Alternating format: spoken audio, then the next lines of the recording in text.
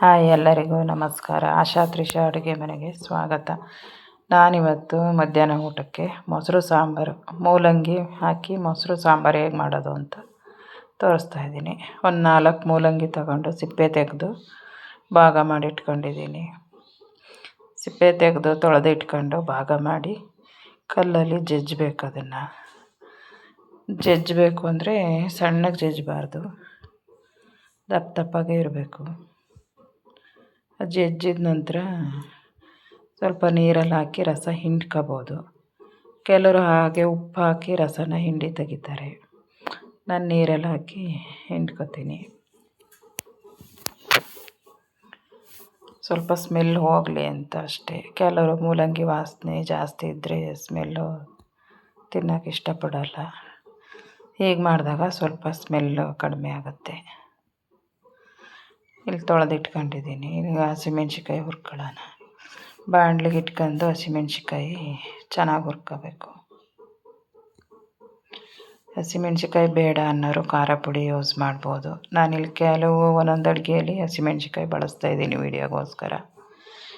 ಇಲ್ಲಿ ನಾನು ತೆಂಗಿನಕಾಯಿ, ಸಾಂಬಾರು ಪೌಡರು, ಕೊತ್ತಂಬರಿ ಸೊಪ್ಪು, ಹಸಿಮೆಣ್ಸಿಕಾಯಿ, ಬೆಳ್ಳುಳ್ಳಿ, ಜೀರಿಗೆ, ಅರಿಶಿನ ಪುಡಿ ಎಲ್ಲನೂ ಮಿಕ್ಸಿ ಜಾರ್ಗೆ ಹಾಕೊಂಡು ಮಿಕ್ಸಿ ಮಾಡ್ಕೊಳ್ಳೋಣ. ಅರಿಶಿನ ಪುಡಿ, ಸಾಂಬಾರು ಪೌಡರು, ಕೊತ್ತಂಬರಿ ಸೊಪ್ಪು ಎಲ್ಲನೂ ಹಾಕಿ ಸಣ್ಣಗೆ ರುಬ್ಬಿಟ್ಕೊಳ್ಳಿ. ರುಬ್ಬಿದ ನಂತರ ಒಗ್ಗರಣೆಗೆ ರೆಡಿ ಮಾಡ್ಕೊಳ್ಳೋಣ. ಒಗ್ಗರಣೆಗೆ ಒಂದು ಈರುಳ್ಳಿ, ಸ್ವಲ್ಪ ಕರಿಬೇವಿನ ಸೊಪ್ಪು ಅಷ್ಟು ಸಾಕು. ಬಾಣಲೆ ಇಟ್ಟಿದ್ದೀನಿ ನಾನು. ಸ್ವಲ್ಪ ಎಣ್ಣೆ ಹಾಕಿ ಸಾಸಿವೆ ಹಾಕಿ, ಸಾಸಿವೆ ಸಿಡಿದ ನಂತರ ಈರುಳ್ಳಿ, ಕರಿಬೇವಿನ ಸೊಪ್ಪು ಹಾಕಿ. ಸಾಸಿವೆ ಚೆನ್ನಾಗಿ ಸಿಡಿಬೇಕು. ಯಾವುದೇ ಅಡುಗೆಗಾಗಲಿ ಅದೇ ಟೇಸ್ಟ್ ಬರುತ್ತೆ. ಈರುಳ್ಳಿ ಚೆನ್ನಾಗಿ ಫ್ರೈ ಆಗಲಿ. ಈರುಳ್ಳಿ, ಕರಿಬೇವಿನ ಸೊಪ್ಪು ಈಗ ಚೆನ್ನಾಗಿ ಫ್ರೈ ಆಗಿದೆ. ಇದಕ್ಕೆ ನಾನು ತೊಳೆದು ಹಿಂಡಿಟ್ಕೊಂಡಿರೋ ಅಂಥ ಮೂಲಂಗಿ ಹಾಕ್ತಾಯಿದ್ದೀನಿ. ಮೊಸರು ಸಾಂಬಾರಿಗೆ ಮೂಲಂಗಿ ಹಾಕಿ ಮಾಡಿದ್ರೆ ತುಂಬ ಟೇಸ್ಟ್ ಕೊಡುತ್ತೆ. ಕೆಲವೊಂದು ವೀಡಿಯೋದಲ್ಲಿ ನೋಡಿದೆ, ಮೊಸರಿಗೆ ಉಪ್ಪು, ಖಾರ ಪುಡಿ, ಸಾಂಬಾರು ಪುಡಿ ಹಾಕಿ ಮಿಕ್ಸ್ ಮಾಡಿದ್ದೆ ಮೊಸರು ಸಾಂಬಾರು ಅಂತ ಹಾಕಿದರು. ನಾನು ಅದಕ್ಕೆ ಮೊಸರು ಸಾಂಬಾರು ಈ ಥರ ಮಾಡಿದ್ರೆ ಚೆನ್ನಾಗಿರುತ್ತೆ ಅಂತ, ನಾವು ಹಿಂದೆ ಎಲ್ಲ ಇದೇ ಥರ ಮಾಡ್ತಾಯಿದ್ದಿದ್ದು, ಈಗಲೂ ಇದೇ ಥರ ಮಾಡ್ತೀವಿ. ಕೆಲವ್ರಿಗೆ ಗೊತ್ತಿರಲ್ಲ ಈ ಥರ ಮಾಡೋದು. ಅದಕ್ಕೋಸ್ಕರ ಚೆನ್ನಾಗಿರುತ್ತೆ ಅಂತ ನಾನು ಈ ಥರ ಮಾಡಿ ತೋರಿಸ್ತಾಯಿದ್ದೀನಿ. ಮೂಲಂಗಿಗೆ ಸ್ವಲ್ಪ ಅರಿಶಿನ ಪುಡಿ, ಉಪ್ಪಿನ ಪುಡಿ ಹಾಕಿ ಚೆನ್ನಾಗಿ ಫ್ರೈ ಮಾಡ್ಕೊಳ್ಳಿ. 2 ನಿಮಿಷ ಕೈ ಆಡಿಸಿ. ಉಪ್ಪು ಹಾಕಿದ ಮೇಲೆ ಅದು ಸ್ವಲ್ಪ ನೀರು ಬಿಡುತ್ತೆ. ಒಗ್ಗರಣೆಲೇ 2 ನಿಮಿಷ ಬೆಂದರೆ ಸಾಕು. ಈಗ ರುಬ್ಬಿರೋ ಅಂಥ ಮಸಾಲೆ ಹಾಕ್ತಾಯಿದ್ದೀನಿ. ಮೂಲಂಗಿಗೆ ಚೆನ್ನಾಗಿ ಉಪ್ಪು ಹತ್ತಬೇಕು.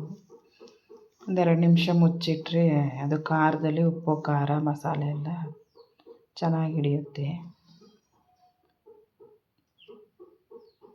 ಜಾಸ್ತಿ ನೀರು ಹಾಕಬಾರ್ದು.